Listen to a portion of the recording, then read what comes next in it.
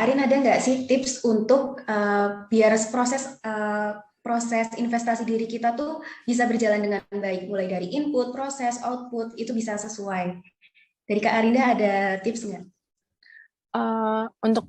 Kalau misalnya untuk bisa sesuai, menurutku yang perlu diperhatikan pertama adalah mau kemana nih arahnya gitu. Itu dulu sih, aku akan balik lagi ke situ lagi gitu. Mau kemana dulu nih arahnya, biar kita nanti nggak muter-muter gitu kan. Biar kita nanti nggak udah repot-repot nih, tanda kutip repot-repot investasi pendidikannya di dunia psikologi. Atau enggak sih, sebenarnya aku nggak, jangan pendidikan deh. Misalnya udah repot-repot nih aku sampai operasi plastik gitu kan untuk membesarkan mata dan seterusnya gitu misalnya. Tapi terus kemudian pekerjaanku tidak membutuhkan aku yang terampil atau menarik secara fisik gitu.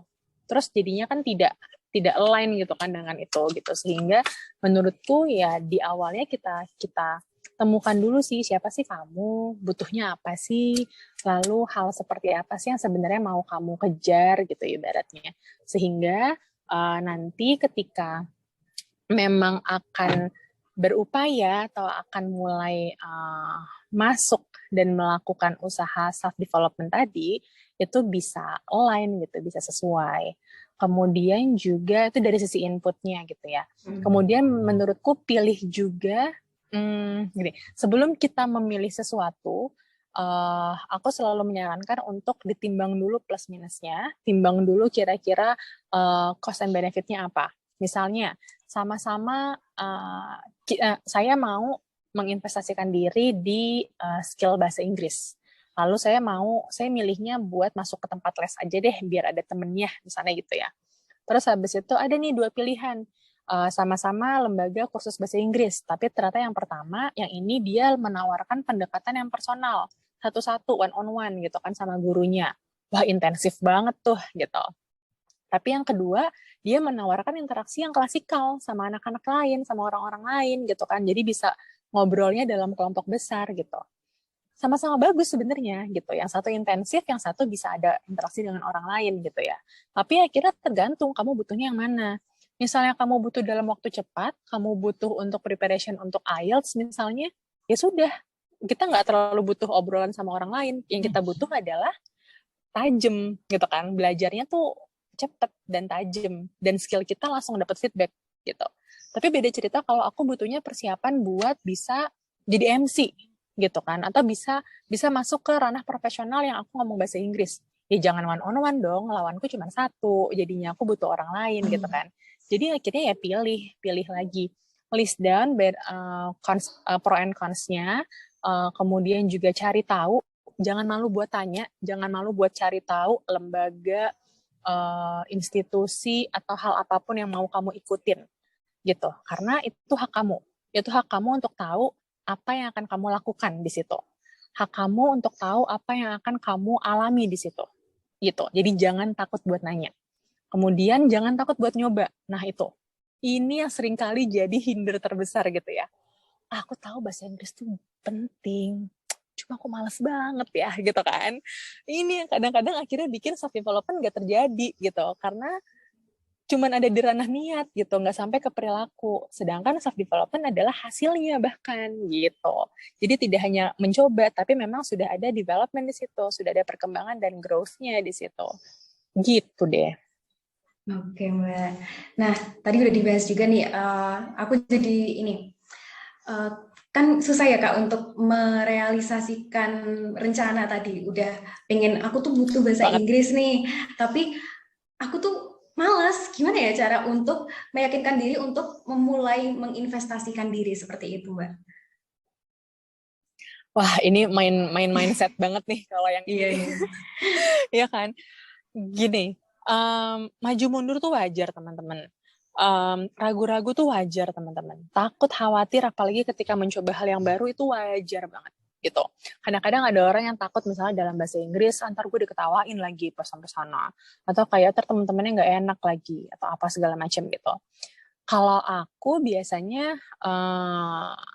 akan menanyakan kembali sih, lo butuh nggak? Gitu. Aku akan menanyakan itu. Pertanyaan dasarnya lagi, lo butuh nggak? Butuh. wah masih ragu-ragu, yaudah mending gak usah gitu. Tapi misalnya kayak gue butuh tapi ada tapinya gitu kan di situ. Ada tapinya, apa yang jadi tapinya gitu. Yang dipegang butuhnya deh.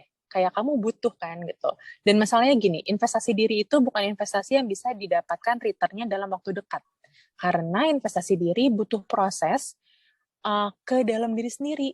Dan manusia itu adalah makhluk yang paling kompleks seujung dunia sejagat raya gitu ya.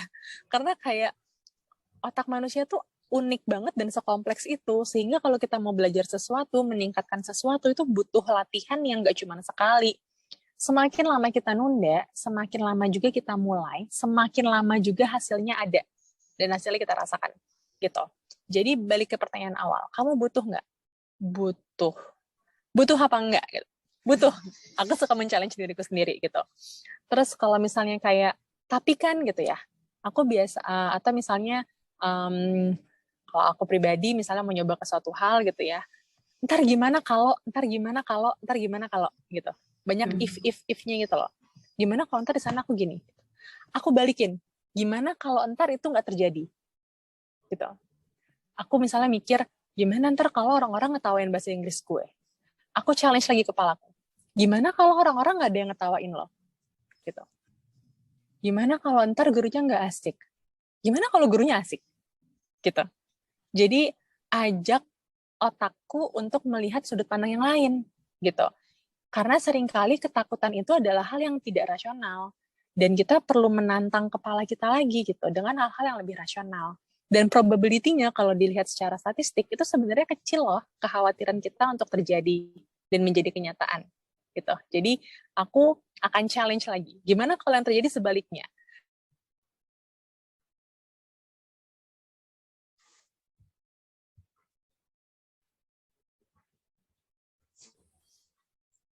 Oh, Halo? halo Mbak Arin. Udah masuk lagi Mbak Arin? Sudah. Terputus ya?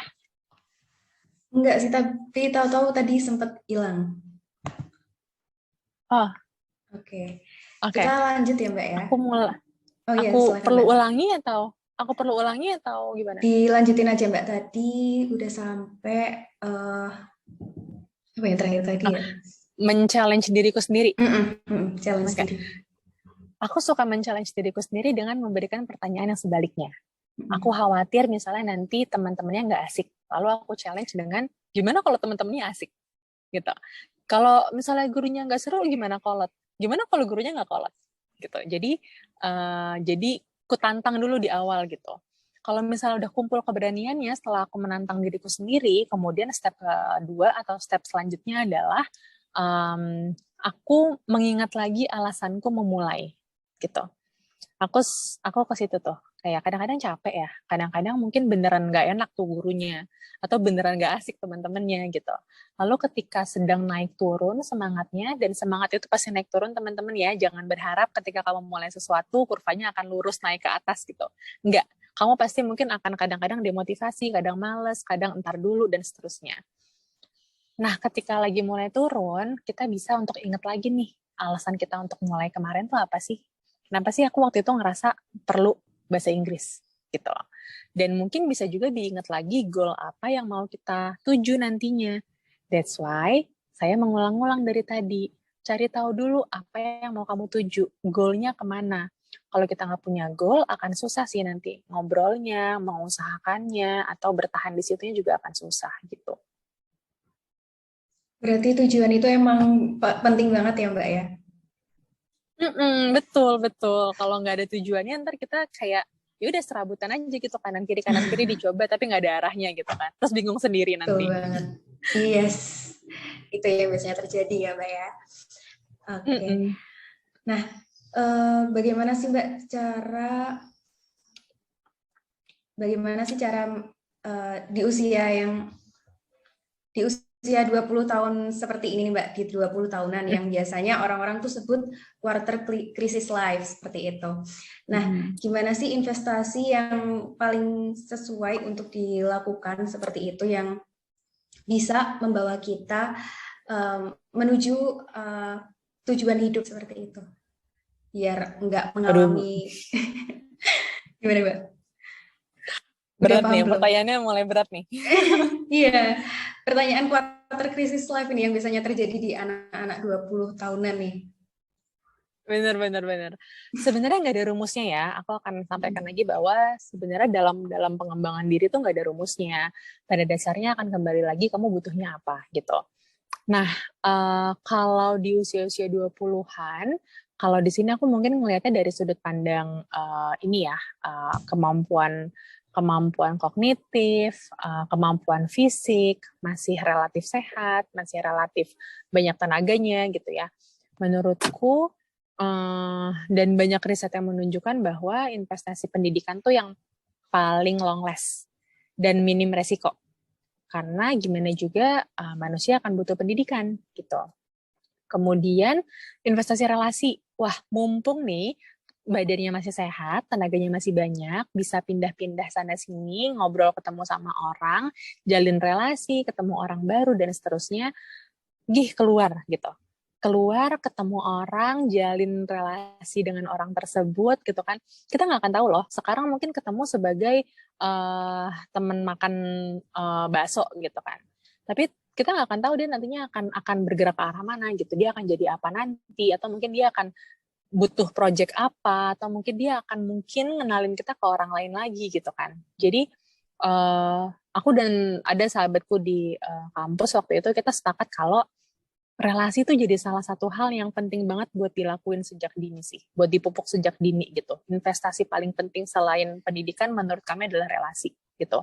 Dan itu kerasa banget di aku sekarang, aku sudah agak akhir 20-an, dan di sini kayak ternyata aku nggak tahu kalau ada juniorku yang memberikan rekomendasi misalnya gitu, atau misalnya jadi kesini jadi bisa ikut podcast ini kan karena ternyata ada senior gitu kan, atau direkomendasikan oleh temanku ke temennya gitu. Jadi nggak ada yang tahu gitu kita kita bisa seperti apa gitu. Jadi jaga relasi, pendidikan, relasi, dan sikap. Wah, attitude itu sangat-sangat penting sih gitu. Kita pintar, brilian banget, it's a very good thing, but ketika kita punya attitude yang bisa diterima dengan baik oleh orang lain, yang juga mungkin tidak tidak hanya mementingkan diri sendiri dan seterusnya, kemudian juga sikap kerja kita bagus gitu ya. Menurutku itu juga akan jadi investasi yang long last banget sih gitu. Orang mungkin tertarik sama kita karena kita pintar, tapi orang akan ingat sama kita karena kita sikap kerjanya bagus gitu. Itu yang aku rasakan banget di kantorku sih. Seperti itu. Terus kalau misalnya memang kamu belum ada tanggungan yang lain-lain, mungkin bisa juga akhirnya bergerak ke arah investasi finansial. Mumpung tenaganya masih banyak, kesempatannya juga masih luas gitu ya, kita bisa mulai pupuk-pupuk di situ. Mungkin itu kali ya beberapa hal. Oke. Tadi dari sebutin ya sama Mbak Arin ada investasi pendidikan, kemudian investasi relasi seperti itu. Nah, dari sekian banyaknya bentuk investasi ini, Mbak, apakah kita dapat melakukannya sekaligus dan bagaimana sih cara kita mengoptimalkannya investasi-investasi itu? Oke, bisa nggak sih dilakukan secara sekaligus gitu? Beberapa mungkin bisa, beberapa yang lain nggak bisa. Misalnya gini, yang kita mau yang mau kita tabung, yang mau kita upayakan sekarang adalah misalnya di pendidikan. Tapi kita juga mau investasi finansial gitu. Ya mungkin akan sulit gitu ya, sambil belajar sambil juga ngejar karir yang apa namanya? Segitunya gitu. Atau mungkin misalnya kita butuh relasi. Kadang-kadang relasi tidak selalu berhubungan dengan finansial gitu. Jadi kita perlu bahkan mengorbankan finansial dulu misalnya gitu. Jadi beberapa hal nggak bisa jalan berbarengan menurutku, tapi aku bisa jadi salah sih. Tapi beberapa yang lain bisa jadi berbarengan. Misalnya tadi pendidikan sama relasi. Mungkin banget ketika kita pindah ke satu lembaga kursus misalnya kita jadi punya relasi baru, kita ikut lomba, kita uh, nambah nih secara pengalaman dan pendidikan, tapi juga dapat relasi baru. Itu mungkin banget. Jadi um, good side-nya adalah mungkin banget sih untuk beberapa hal dilakukan secara bersamaan. Apa yang bisa bikin itu optimal menurutku kesungguh-sungguhan dan kejujuran. Buatku ya, kalau misalnya di self improvement ya gitu, self development dan self investment gitu. Karena gimana juga ya tadi kita akan diingat karena sikap kita gitu. Pinter banget tapi misalnya cara ngomongnya atau cara berdiskusinya, cara komunikasinya kurang bisa diterima, mungkin orang nggak akan mau kerja lagi gitu, atau mungkin kalau mau kerja lagi beberapa kali aja deh kalau kepepet misalnya gitu ya. Tapi ketika kita bisa masuk dan diterima baik oleh orang lain, itu akan jadi hal plus lainnya gitu untuk kita. Itu sih. Dan sungguh-sungguh, aku pernah baca postingan kakak kelasku kayak dia bilang, ketika lo dikasih kerjaan, kerjain itu sebanyak 110%. 100% yang diminta, 10% bonusnya yang lo kasih gitu. Karena 10% itulah sebenarnya yang bikin kita retain di situ, atau orang jadi trust lagi sama kita. Jadi kayak nggak apa-apa loh untuk memberikan lebih dari apa yang diminta sebenarnya gitu. Gitu, dan kayak oh ya I kinda relate to that gitu. Oke. Iya sih Mbak, biasanya memang kayak gitu ya, ketika kita udah melakukan yang terbaik, melakukan pekerjaan, kalau misal kita melakukan yang lebih baik lagi yang sebisanya kita, malah itu yang biasanya jadi peluang untuk kita bisa memuaskan orang lain seperti itu ya. Betul. Dan Oke. dan jangan lupa kalau self development itu ya buat kamu gitu, bukan buat bos kamu, bukan buat atasan kamu, bukan buat klien kamu gitu. Jadi misalnya emang kamu lagi butuh relasi gitu ya, dan kamu harus ngasih 110%, kok kayak kesannya ya ngapain, kan gue cuma dibayar segini buat 100%, ngapain gue ngasih 110% gitu ya. Ya 10%-nya buat diri kamu sendiri gitu. Itu buat dirimu gitu, bukan buat orang lain. Karena kalau emang kamu mau develop yourself ya that's the cost that you have to pay for yourself gitu. Gitu sih aku ngelihatnya. Oke, Kak. Oke, dari tadi kan kita udah bahas investasi diri seperti itu. Nah, investasi ini kan biasanya identik dengan adanya return seperti itu. Lalu bagaimana sih Kak cara mengukur return dari self development ini? Waduh, abstrak nih ya. Abstrak sih bener. Dan tapi akan balik lagi ya. Kita akan lihat lagi misalnya kayak beberapa orang bisa mengukur ini dari kesempatan karir atau kesempatan pekerjaan yang kemudian dipercayakan ke kita misalnya gitu. Atau misalnya dilihat juga dari opportunity sih. Kalau misalnya mau ditarik garis lurus gitu ya. Lihat lagi dari opportunity yang akhirnya bisa kita pursue gitu. Entah itu dari yang datangnya dari orang lain, misalnya kayak offer kerjaan dari orang lain, atau misalnya rekomendasi yang diberikan oleh orang lain gitu ya, atau mungkin hal yang bisa kita upayakan sendiri gitu, menggunakan apa yang sudah kita investasikan. Misalnya kayak tadi bahasa Inggris, kalau di case aku jadi bisa apply ke tempat pekerjaan yang menggunakan bahasa Inggris karena aku punya skill bahasa Inggris gitu. Atau kalau dari eksternal misalnya, jadi ada orang yang merekomendasikan aku ketika ada klien yang ngomongnya pakai bahasa Inggris gitu. Itu menurutku salah satu ukuran yang paling mudah terlihat ya untuk investasi diri sendiri. Di sisi yang lainnya juga bisa jadi kayak kamu untuk balik ke dirimu sendiri, how well you feel good about yourself gitu. Seberapa kamu merasa cukup dan nyaman dengan apa yang sudah kamu miliki sekarang dari hasil usaha untuk pengembangan dirimu gitu. Kadang-kadang soalnya ukurannya kan beda tiap orang ya gitu. Misalnya balik lagi ke skill bahasa Inggris. Mungkin buat beberapa orang standarnya harus IELTS 8 gitu. Buatku aku nggak bisa IELTS 8 sekarang gitu. Buatku aku sudah cukup dengan TOEFL 550 deh misalnya gitu. Itu itu sudah beda gitu kan ukurannya. Jadi akhirnya akan balik ke orang lagi dan seberapa dia sudah merasa cukup dengan self improvement yang dia miliki sekarang gitu. Merasa cukup is one thing, tapi semoga perasaan cukup itu tidak menghentikan kita dan tidak memberhentikan kita untuk terus berkembang ya. Oke, Kak. Nah, berapa sih standar kita bisa menyatakan kalau investasi yang kita lakukan kepada diri kita ini tuh sudah memberikan imbal balik untuk diri kita?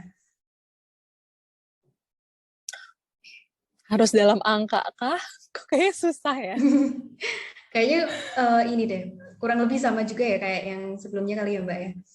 Yang tadi tentang return seperti itu. Bener-bener. Terus aku lagi refleksi nih ke diriku sendiri gitu. Kayak ada kesempatan yang baru-baru ini ku rasakan gitu ya.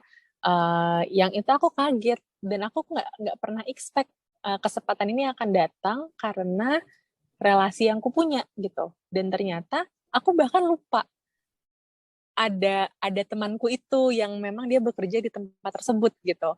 Aku nggak pernah tahu dia kerja di mana, tapi ternyata dia memberikanku rekomendasi gitu. Dan itu menurutku salah satu return dari apa yang sudah kuinvestasikan di zaman dulu gitu. Kayak sikap mungkin aku jujur aku sampai sekarang belum belum tahu gitu ya apa kesan apa yang dia simpan tentangku, tapi alhamdulillah ternyata itu memberikan dia kemauan untuk memberikan rekomendasi tentangku dalam konteks positif gitu ya. Sehingga menurutku itu salah satu ukuran kalau investasiku zaman dulu ternyata mulai membawa return ke aku sekarang gitu. Jadi coba cek lagi deh kalau misalnya kayak teman-teman pernah nih ngerasain atau ngalamin ada hadiah-hadiah atau ada hal-hal yang tidak terduga yang mungkin datangnya dari orang-orang yang pernah kamu temui dulu atau dari hal-hal yang pernah kamu usahakan dulu gitu ya. Sekarang baru kerasa buahnya. Mungkin itu adalah return itu dari si investasi yang kamu lakukan di zaman-zaman dulu gitu. Berarti return dari investasi diri yang kita lakukan seperti itu tuh bisa datang kapan aja gitu ya, Kak? Benar-benar bisa datang kapan aja. Atau mungkin bukan berupa kesempatan juga bisa loh. Bisa jadi misalnya gini, investasi dirinya adalah lebih ke value diri sendiri atau sikap diri sendiri. Atau misalnya kayak kemampuan ke diri sendiri. Atau bahkan kematangan emosional. Kayak misalnya ada juga orang yang menginvestasikan ke personal development as in dia punya luka batin, kemudian coba healing dengan luka batin tersebut. Sekarang akhirnya dia bisa merasa nyaman dengan hidupnya, bisa membangun keluarga dengan cara yang dia rasa nyaman dan cukup misalnya, itu juga hasil dari investasi yang sudah dilakukan dulu-dulu dan kita rasakan sekarang gitu. Jadi bisa jadi bentuknya kesempatan, bisa jadi kenyamanan secara personal, macam-macam banget sih bentuk returnnya tergantung dari apa yang sebenarnya kita investasikan gitu. Oke, mungkin cukup itu aja Kak untuk podcast hari ini. Nah, buat teman-teman Aiders nih yang masih bingung dan bingung bagaimana cara untuk memulai investasi diri, bisa banget nih konsultasi dulu. Ingat ya, tadi udah dijelaskan juga penting untuk diri kita, mengenali diri kita lebih dalam lagi sehingga kita bisa menentukan pengembangan diri apa sih yang sesuai dengan diri kita masing-masing seperti itu. Bisa banget nih teman-teman ngobrol bareng konselor Aida Konsultan.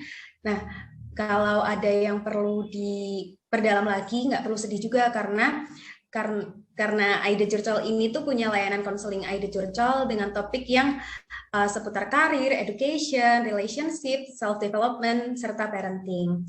Nah, untuk caranya teman-teman bisa banget untuk klik link di bio Instagram Aida Konsultan Indonesia, kemudian pilih registrasi Aida Curcol, kemudian isi formulir general check up dengan lengkap, kemudian lakukan pembayaran sesuai jumlah harga yang tertera, kirim bukti ke CP, kemudian tunggu konfirmasi dan jadwal konseling kamu. Nah, terakhir nih closing statement dari Kak Arinda mungkin bisa memberikan closing statement, Kak? Oke, menurutku kalau kita ngomongin tentang investasi diri, ini adalah proses yang seumur hidup sih. Mungkin tadi kita udah ngobrol banyak ya tentang bagaimana apa yang bisa diinvestasikan, mulainya kapan, lalu kira-kira returnnya seperti apa, bisa dilihat atau tidak gitu ya. Tapi jangan lupa bahwa investasi diri adalah satu proses yang dilakukan seumur hidup kita, sampai mungkin kita nanti sudah tidak ada nyawanya, sudah tidak bisa bernafas, mungkin disitulah saatnya kita sudah berhenti berinvestasi gitu. Jadi jangan capek teman-teman, kalau misalnya rasanya udah umur 20-an akhir kok masih gini-gini aja, gue udah belajar ini itu, udah apa-apa segala macam kok masih gini-gini aja. Tenang aja teman-teman, prosesnya belum selesai, masih bisa dilanjutkan. Return-nya pun bisa jadi bukan hal yang bisa kita lihat gitu. Bisa jadi hal-hal yang mungkin dirasakannya oleh keluarga kita sendiri, atau mungkin bisa jadi hal-hal yang terjadi di luar pengetahuan kita gitu. Mungkin reputasi baik di mata teman-teman dan seterusnya. Jadi, mari kita terus saja untuk melakukan self development tanpa berfokus pada hasilnya. Yang penting adalah diri kita sendiri, rasa nyamannya, rasa tenangnya, rasa puasnya terhadap capaian diri sendiri. Itu yang paling penting dari self development sebenarnya. Oke, terima kasih Kak Arinda udah menyempatkan waktunya nih untuk memberikan pemahaman juga nih buat Aiders terkait investasi diri seperti itu. Semoga apa yang udah kita Sama-sama. diskusikan di podcast ini bisa bermanfaat buat teman-teman, terutama Aiders, dan untuk hari ini, besok, dan seterusnya. Oke, sampai jumpa Kak Arinda. Terima kasih. Terima kasih banyak. Semoga bermanfaat ya. Sampai ketemu lagi. Sampai ketemu lagi, Kak.